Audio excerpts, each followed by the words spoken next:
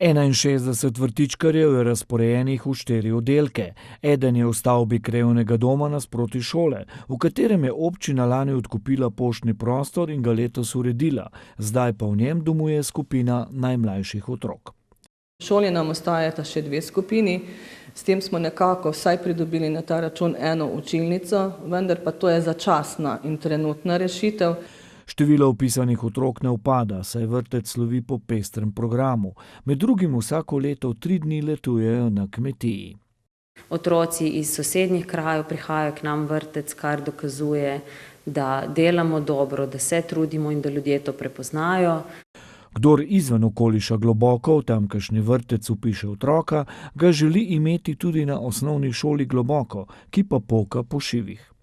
V šolske namene nam ne zadoščajo trenutni prostori in tudi stavba stara 112 let enostavno potrebujemo in si želimo nove prostore, da bodo otroci imeli vsi enake pogoje za izobraževanje in pa seveda tudi učenje.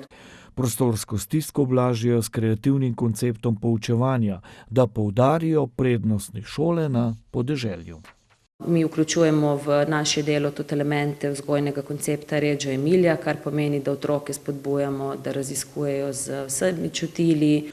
Šola je za svoje delo prejela več priznanj, tudi Kumerdejevo, je pa tudi večkratna zmagovalka v tekmovanju za najbolj urejeno šolsko okolico.